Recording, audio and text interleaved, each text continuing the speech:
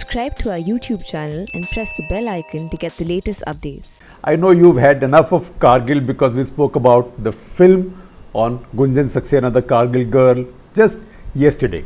But I'm sticking with Kargil as a metaphor, but only as a metaphor. And we are talking about something completely different, completely diverse, and enormously more complicated than the stupidest movie ever made by Bollywood.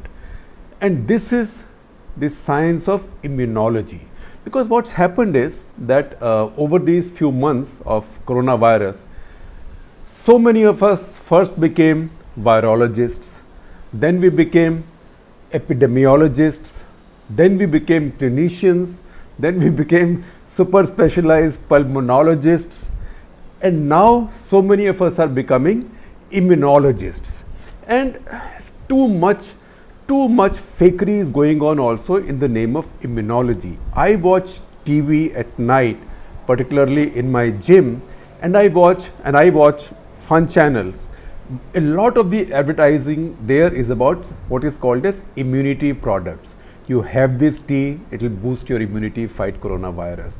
You have this kadha, my Ayurvedic kadha, you have it, it will boost your immunity, you can defeat coronavirus or COVID-19. Or I saw one ad, and in fact I was not able to take a screenshot, but I will do at some point of time, and you will see a story from us on these completely fake products, because there is nothing that can really increase your immunity to keep a virus out, particularly if it's a virus your body doesn't know, because that is anti-science and that's a fake claim. And that is something that the Advertising Standards Council and the consumer courts should take notice of. But I don't know whether that will be done, because I also find advertising from Ayush Ministry saying that in your food you have dhania and haldi and jeera. I mean, all Indian food has dhania and haldi and jeera. That if you have all that, it will boost your immunity. Or you have more nimbu, it will boost your immunity. And now you have a situation where Ayush Ministry has been promoting these immunity products, and unfortunately, very unfortunately, we should not see this with schadenfreude. The Ayush Minister himself has turned out to be coronavirus positive. I hope he recovers soon and I hope he is okay. But this just tells you that sometimes folk science can be very dangerous. Now, the answer to folk science is real science. Now, the reason we're talking about immunity today is not because we talked about Kargil yesterday. I'm using Kargil as a metaphor because we talked about this while recording our first Kartak letter ever based on a Bollywood film. But because just as in Kargil, somebody tried to invade you, a foreign force tried to invade you, a virus also or a pathogen also tries to invade your body. And the provocation for this episode today is an article, a long article in The Atlantic. Please read that. I am sharing it with you, written by Ed Young, which is headlined Immunology, Where Intuition Goes to Die. What it means is that immunology is so complex, and immunity, the human immune system, is so complex that almost anything that you think intuitively at various points doesn't work, because immunity is such a complicated thing, it can surprise you all the time, and scientists are wrestling with it. Now, that's why I said to say that, oh, I have got this kadha or this dawai or this, or you can smoke this or you can eat this, doesn't work like that.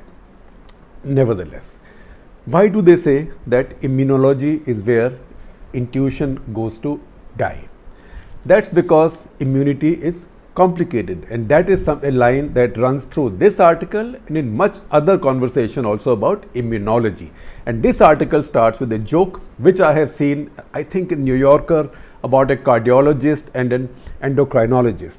But this is about a cardiologist and an immunologist who are both kidnapped by terrorists who threaten to kill one of them and spare one of them.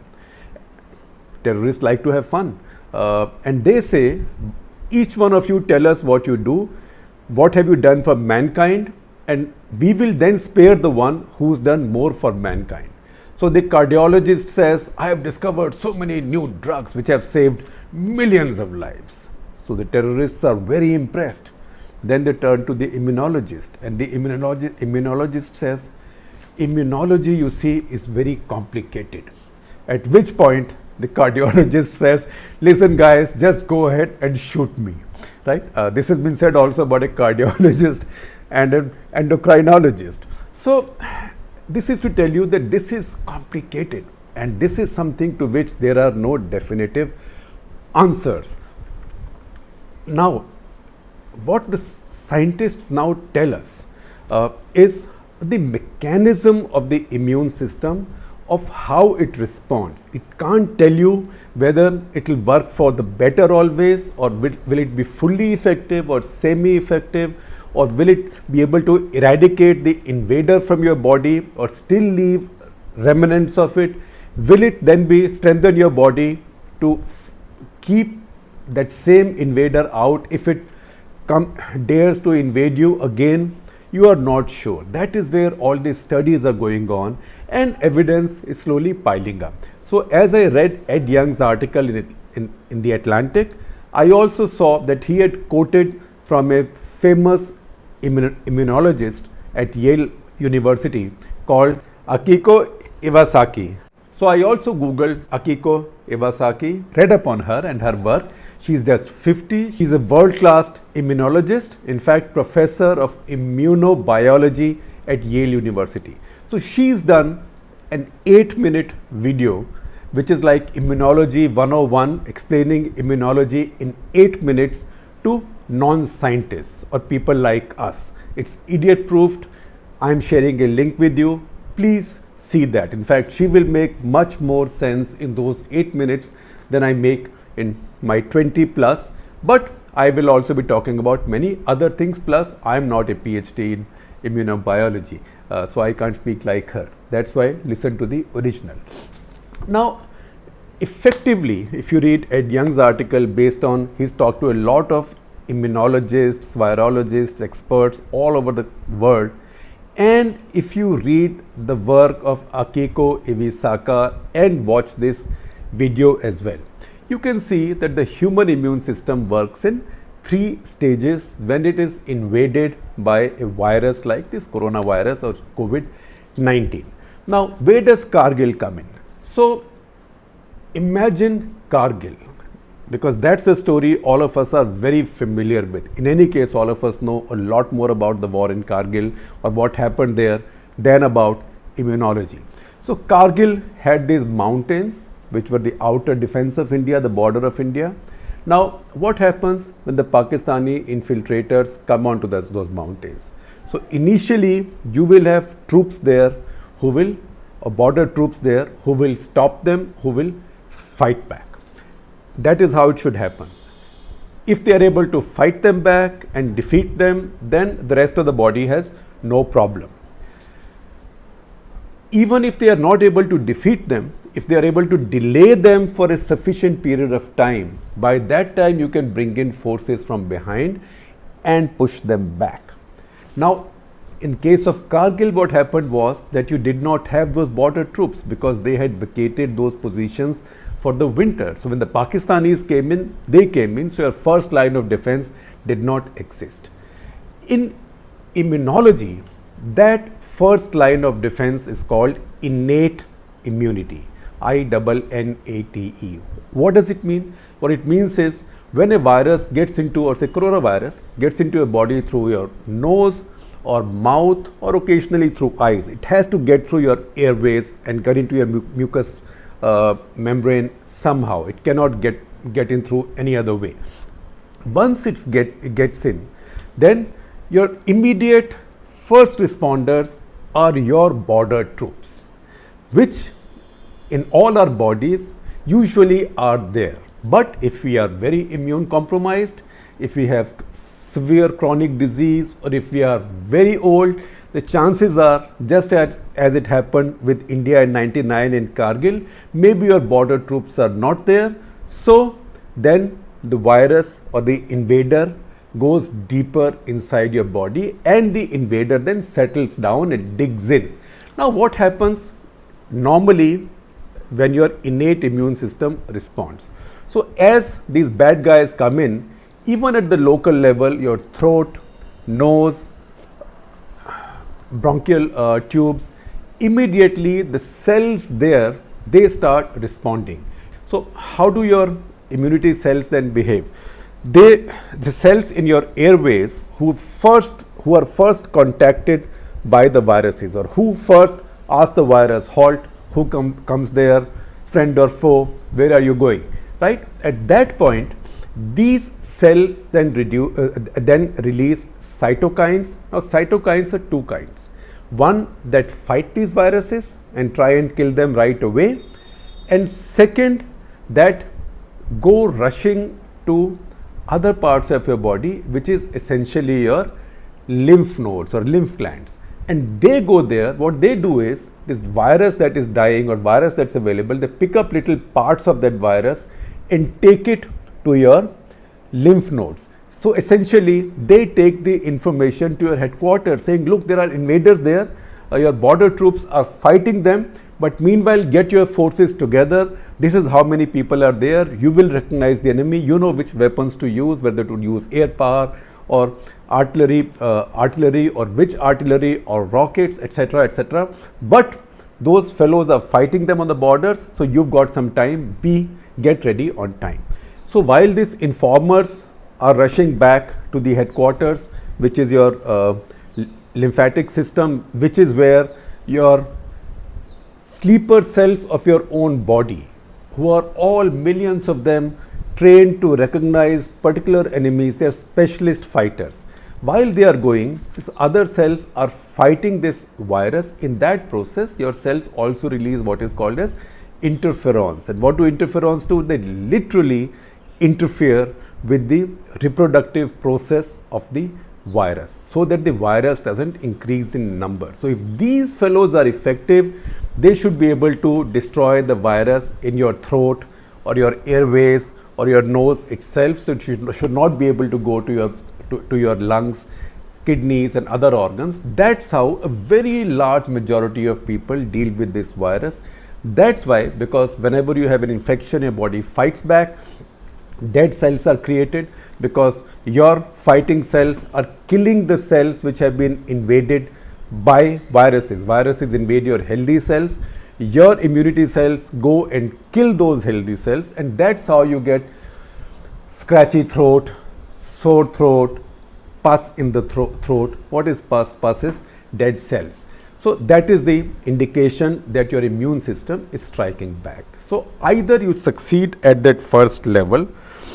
If you don't succeed at that first level, then this innate immunity, which is quite crude, which is common to all invaders, it is not specialized for a coronavirus, it doesn't even care whether the body knows the virus or not. It's also something that is found in animals. It can be common among humans and animals. This stops it. If it's not able to stop it, at least it buys your body time. It buys your body time, which is what your border troops could have done in Kargil when the Pakistanis came in, if the border troops were there. It's just that they were not there, so Pakistanis came and dug in. Now they are buying time. Meanwhile, your lymph nodes, which are storing so many of these white blood cells, they are getting the message. So all these fellows are coming from your throat and other places, carrying a message that, look, there is an invader who looks a little bit like this. I am oversimplifying it, a little bit like this. Which one of you has the ability, or has the gun, or has the missile to be able to fight this? Which one of you was trained to fight this? So this is, then out of all those millions, somebody would say, oh, I think I can deal with this guy. That's how your body's immune system is working. And when that happens, and when that cell or element recognizes that this is the enemy I can fight and I can defeat it, then it clones itself. So to use Ed Young's word, what is a single soldier immediately becomes a battalion, and then it can become a brigade and whatever. So these special troops then gather in and then they start fighting. But while this is happening, it's not as if the invader is quiet. The invader is also coming deeper and deeper inside, and the invader is also digging in. So the second stage, this is the second stage of your immune system. First is innate. If the virus gets past the innate immunity, that's the first line of defense, that is the border troops at Kargil. Then you have the second line, which is specialized troops, specialized weapons, specialized equipment. Those are then mustered from all over the body or all over the country, as in the case of India and Kargil. And those fellows then come in and say, we'll drive you out. While that is happening, the invader is digging in. So that is the process that goes on, and it depends on how quickly you can get it together, because while you are getting your stuff together to fight the invader is also multiplying. And as we have explained to you several times before, coronavirus latches onto our healthy cells, gets into them, eats off them, multiplies off them also. So the virus also is multiplying very fast. It's a race. Now the cells that our lymph nodes have are T cells and B cells. So T cells, once they figure out this is the enemy and they recognize it and they have the wherewithal to fight it, they adapt, they produce many more of their own, then they go to fight them. Now some T cells are killer T cells. They will go and blow up the infected cells. So while you will kill the virus, you will also lose the cells hosting those viruses. So inside your organs, there will be a damage nevertheless, collateral damage, but there will be a damage. Other T cells are what is called as helper T cells. What they do is they boost the rest of the immune system. How do they do that? Not the way any kada would do, or any dalchini would do, or any jeera would do, or any dhania would do. They boost the immune system by activating B cells. Now B cells are also cells sitting in your body. Your body has a very elaborate system of defense: army, navy, air force, helicopters, fighters, artillery, tanks, everything. So they go and activate the B cells, and listen fellows, these guys have come, you have to fight them, right? So B cells entrain themselves quickly and produce antibodies to fight these viruses. Now what happens is that while your antibodies stay outside, T cells go inside the cells and kill the virus. But many viruses will escape, and many viruses are floating in your system. Those will be killed by the antibodies produced by the B cells. So once again, we are using a lot of military terminology and military metaphor. If you look at how an anti-terrorist or squad or a special forces unit works. So if you look at National Security Guards, NSG, or anti-terror group, they have two basic units. One is the Special Action Group, SAG, which goes inside a place where terrorists are and takes them on. And then there is Special Ranger Group, which lays a cordon outside that if the terrorists try to escape, or if somebody tries to come in from outside to help them, terrorists, invaders, anything, then you can mop them up outside. So similarly, it's exactly the same mechanism. T cells go, they are like the Special Action Group, they go inside the cell, destroy the viruses. Antibodies produced by B cells, their job is mopping up the stragglers, those who escape or those who are floating in the system there. So it's a very complex system. Now this second part of the immune reaction, that is adaptive reaction, it is more precise, it is much slower, it takes time. That's why you find, in fact, pathologists will tell you why are antibody tests not a good way of figuring out whether somebody has coronavirus or not. Because your RT-PCR test tells you immediately when somebody has the coronavirus. Your antibody test tells you after about a week or so, because your body takes that long developing antibodies. Because as we said, it's a more precise, much slower process, because all this message taking is happening. So when the Pakistan is coming to Kargil, then a division will move from some place, one from some place, guns will move from some place. All of that takes time. So those are antibodies, they take time building up. But the good thing is that these soldiers and these specialized soldiers of our bodies have a memory, and that is the most important thing, and that is the phase 3 or stage 3 of our immune response. That's what the latest research tells you, and that is what scientists are understanding, and they now feel confident enough to talk about this. So third phase, that is the final phase of your immune fight back. That is because these cells, B cells, T cells, they have a memory, and they have a long memory because now they've been exposed to this virus. They've dealt with this fellow. Now they know the next time it attacks you, they'll go and take care of it immediately. Then they will not need weeks or 2 weeks or 1 week or days to develop that response. They will respond to it right away because they have recognized the enemy. Now, if the system is so good, how does the virus still get in, and how does the virus still get so many of us so sick and can kill so many of us? That's because any virus or any pathogen whose job is the virus lives by infecting human bodies, because that's how the virus replicates, survives. Everything is about roti, kapda aur makan, and procreation, producing more babies. So the virus does it in the human body. The virus also knows its tricks. So the virus tricks are virus has its own stealth system. So to get around this defense mechanism of the body, you know the stealth aircraft that you see those pictures, those funny shaped, bat shaped aircraft, they don't have sharp edges of normal fighter planes, so radar doesn't pick up.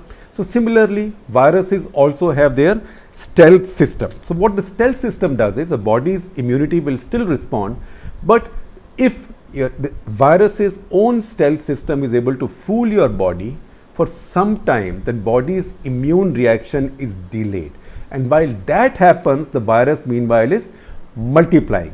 That's why you find many people get very badly infected, but a very large number of people have mild infection. Now that can be a function of how much viral load you were exposed to. That can also be a function of how smart your system is. That can also be a function of how quickly did your body respond to an outside agent. That also is a function of your age, comorbidities as these are called, chronic disease. People who are immune compromised will have problems, but once again, don't take that to mean that you can pop pills and boost your immunity. Nobody has ever discovered anything like that. Don't do that. Now, so once again, and I can't finish this without mentioning cytokine storm. At every level, your fighter cells are producing cytokines. So cytokines are a bit like firing off shells or firing off bullets. If they are not very precise, because your body is now getting angry and you're firing in anger, if they are not very precise, they end up causing a lot more collateral damage. So even if a body's immune system fails to completely defeat the virus, or the virus defeats the body's immune system in the sense that it replicates into too many numbers already, even then your body's immune system doesn't give up fighting. And that's why you find in many of the critically ill cases, steroids are now used, dexamethasone, and steroids are now proving to be lifesavers, because what the steroids are doing is not boosting your immunity, they are suppressing your immunity. So once again, before you start taking these immunity drugs, not that they will boost your immunity, but think that this is a nutcase virus. You might be better off, once the virus is in, you might be better off not letting your immunity be boosted by anything artificial, because God forbid, soon enough you might be having to take very strong immune suppressants, because this virus doesn't kill you directly. This virus kills you by turning your body against you, and to make it more precise, this virus kills you by turning your body's immune system against you. Because what happens to your immune system is, our immune system is trained or developed over the millennia or over our evolution to fight 3 kinds of invaders in our bodies. One is viruses, which go inside the cells. Second, bacteria, which don't go inside the cell but which float in our bloodstream. And third is parasitic worms. So when you have worms also, you have an immune reaction. What happens with coronavirus is, because our bodies are not so familiar with them, sometimes our bodies the immune system reacts as if it's been invaded by all three of these invaders. And that then leads to this collateral damage situation. Now, if you watch Professor Iwasaki's video, you will see that she also explains it more precisely. She tells you that the cells that take the message from the place of entry of the virus, that can be the throat, airways, nose, wherever, are called dendritic cells. These dendritic cells are messenger cells. They take the message, so they are like those first patrols in Kargil running back to their brigade headquarters and division headquarters and saying, listen, the problem there is much bigger, we need to send more forces. So this message is then read by the protector cells, your white blood cells, and also by your T cells to start an immune response. And as we said earlier, these cells then remember, your T cells and B cells then remember. So if you recall the episode we had done quoting Swiss virologist Beda Stadler, he said, how come so many people do not get infected, and how come so many people who get infected get a very mild infection, so mild you don't even notice them, and how come so many kids seem to not have the problem. So the explanation may lie somewhere here, that because many of us have been exposed to other coronaviruses, similar, not the same. For example, there are 4 coronaviruses which cause different versions of the common cold. So if we've been exposed to them and our memory cells have a familiarity with those viruses, they can deal with those viruses quickly. And similarly, if you look at the kids have a very hyperactive immune system, very trigger happy immune system. So the kids are able to generate a much stronger defense very early on than much older people do, because their immunity slows down in the course of time, plus they might be having other diseases or other problems which suppress your immunity. So that is the scientific explanation. Now once again, there are questions to which there are no answers. If somebody gets COVID-19, how long will that immunity last and how long will the memory last? Now MERS and SARS is about 2 years, common colds are about 1 year. Will it be 1 year? Will it be 2 years? Will it be lifelong, like say for measles, or will it make it worse the next time, as say with dengue? With dengue, that's a viral disease. If somebody gets dengue once, the next time your body suffers even more. So all those things are not known. That's why we always say immunity is complicated.